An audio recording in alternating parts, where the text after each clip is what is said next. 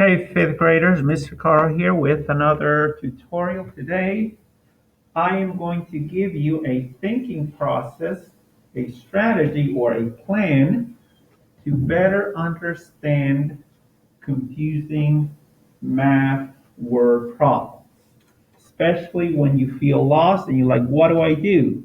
So today we're going to give you a plan. Okay, before we give you the plan, I want you to start thinking about math, especially fifth grade math, into two categories, two parts. For the most part, math in fifth grade is going to fall into parts, to whole, or whole to parts. You might be wondering, what does that mean? I just want you to start getting familiar with those statements because we're going to talk about them later as we go through the year. So basically, what it means is that in math, a lot of times you're going to have to combine a bunch of little parts to get a total, or a lot of times they might give you a whole thing, like a total amount, and then you have to break that amount apart just for you to get a little bit more details, okay? So kind of have that in the back of your brain. Don't worry too much about if you're not fully understand it yet. So here is the process. Here is the plan that you need to get familiar to help you break through confusing math problems.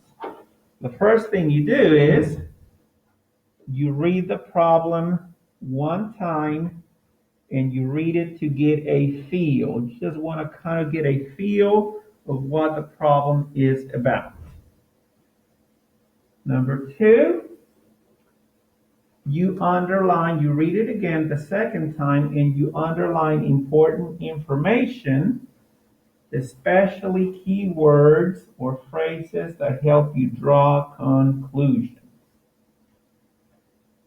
The third thing you do is after you read it two times, you make conclusions. You decide how you're going to solve the problem. Are you going from parts to whole, whole to parts, or do you need to do something different? And last, once you're finished and you work out the problem, you need to pause for a second and say, does my answer make sense? Now, I'm going to show you what this process looks like with some math problems so that you get a better feel. So let's roll. Let's try this one. So the first thing I do is read it one time to get a feel. Grace needs to buy 2 yards of fabric for a school project. If the fabric is $7.96, how much change will she get back if she pays with $10 bill? So the feel I got, and I read it one time just to get a feel. So I know this is about Grace, and she's buying some fabric. So that's all I should get from the first read. The second time, I'm going to read it again. This time, I'm going to underline important information. And important information is the amounts and keywords that help me draw conclusions. So watch me underline. Grace needs to buy 2 yards of fabric for a school project. If the fabric is $7.99, how much change will she get back if she pays with $10? All right. Now, I underline my important information. Step 3, I need to draw conclusions from my keywords and from the information I underlined. Remember what I mentioned earlier about parts to whole or whole to part? This is kind of how it works, okay? So it looks like as I'm drawing conclusions and looking at my information, it looks like Grace has a $10 bill. So that's the whole amount she has. But she went to buy some items. So she went to buy some fabric, 2 yards of fabric, and the fabric is $7.96. So it looks like, and then the other keyword that helped me draw a conclusion is how much change. So change means I might have to one step of as I solve the problem, I might need to subtract.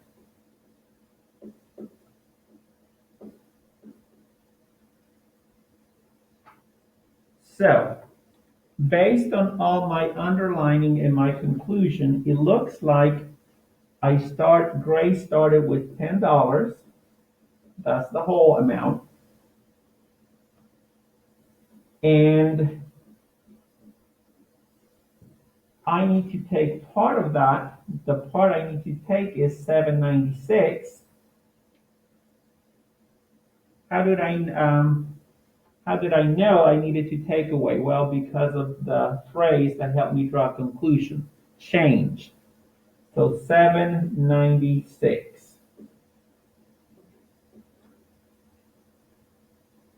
All right. I'm not going to go over the whole subtraction process. In fifth grade, you should be fairly comfortable subtracting. So when I do all the work, I end up with $2.04. The importance of this lesson is not me working out the subtraction, but for me to show you the process of how to break this confusing math word problems down, right? So that should give you a feel how to break down a confusing word problem. Let me review. First thing is you read it one time to get a feel. Second, you underline important information or phrases in amounts that will help you draw conclusions. Third, you put all those pieces together and you draw a conclusion. If possible, can you tell whether you're doing parts to whole or whole to parts? And last, check your answer to see if the answer you gotten makes sense. So in this case, on the example that I just did, if she started with $10 and then she bought something with her $10, it makes sense that she only has $2.04 left. So that makes sense. She did not end up with more money after she bought an item. All right?